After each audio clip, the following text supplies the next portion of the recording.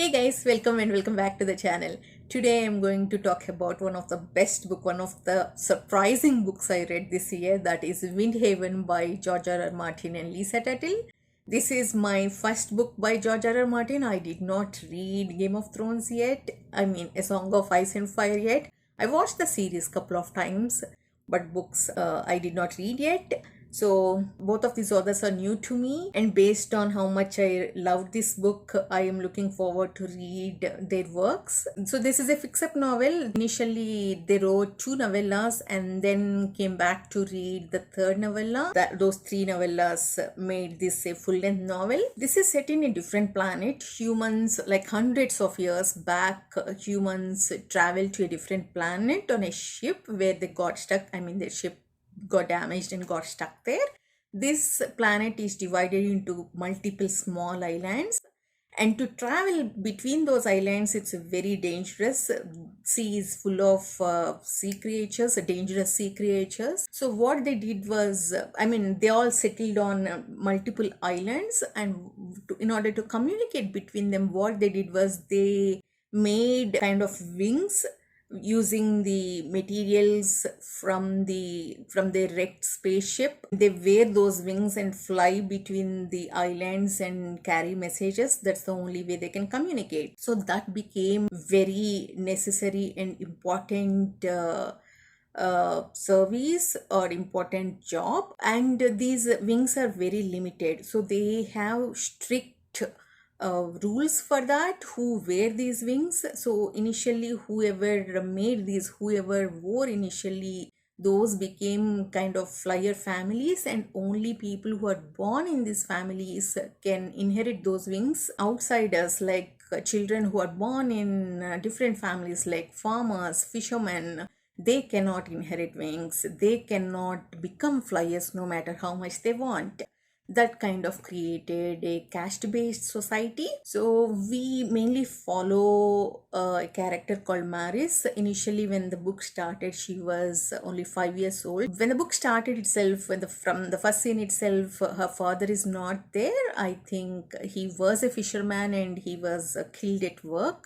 Shipwrecks are very common in this world. So the first beginning itself, we see Maris going to scavenge things or any useful items on shipwrecks, going to beach. So when she goes to beach, she witnesses a flyer landing. Every island has designated flyers who carry messages for this island. So one of those flyers, when he lands, she approaches him, and that flyer also was initially very kind. He does not have children, so he was he shows interest in teaching her flying because she was so passionate about that. Eventually he adopts her and teaches her flying so that she can inherit his wings. But it's not going to be that easy. Things change, circumstances change. Not many people agree with that, and Flyers Council don't agree for Maris to inherit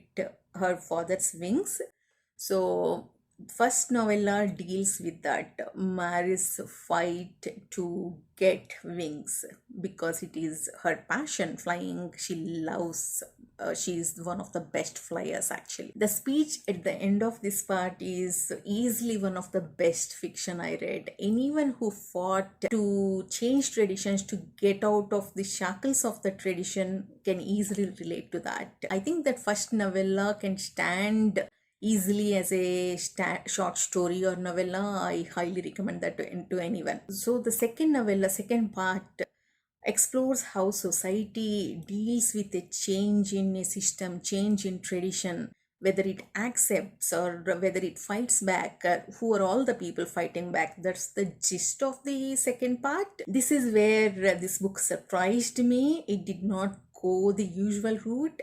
This caste-based conflict is not new to me. I grew up in a caste-based society. I have read many stories based on this conflict. I have watched many stories based on this conflict. Most of them, if not all, usually focus on how one person struggles and eventually wins the fight to study something he wants, or to pursue his dream job, or even to marry someone he likes outside his caste. There are many movies in India even now based on this conflict. Marrying someone outside your caste is a big deal in some places. I just saw a movie early this week actually. Anyway, that's not the point. See, in most of these stories, these people win or sometimes even fail actually. But in almost all these stories, I always end up rooting for the person who is fighting against the tradition, who is going against the society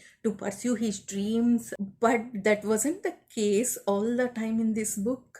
This book did two things differently. Number one, the person who is going against the tradition is not a pleasant person, so it was very difficult to root for that person. And number two, because this is a limited resource, somebody has to lose those wings so that somebody outsider can inherit those wings. I cannot say more than that without spoilers. I am already, I think, walking the thin line here. I talked about this in detail in spoiler discussion we had on Kyle's channel. I'll link that in the description if you want to watch the spoiler discussion. Basically, I had a struggle rooting for anyone in this book. I am an emotional reader. I am very immersive reader. But now that I have a distance with this book, I know where I stand. I still root for someone who is going to fight against tradition. I believe in everyone having equal opportunity. But this book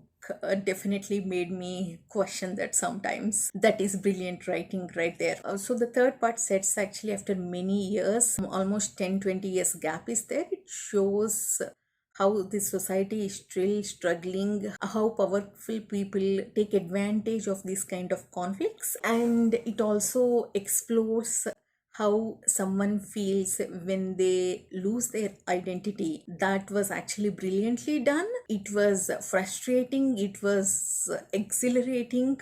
It definitely worked for me. I think 2 more books planned in this world, but that did not happen.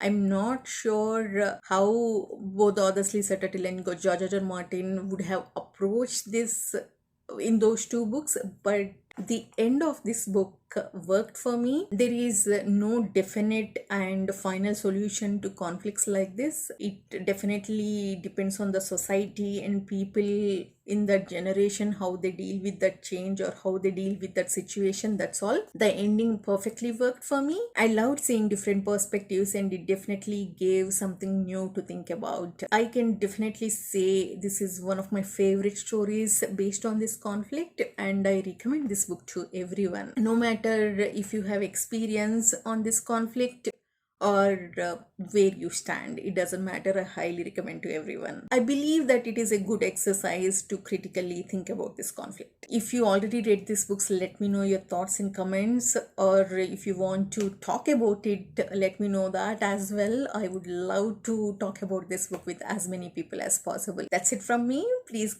like, comment and subscribe. See you in the next video. Bye bye.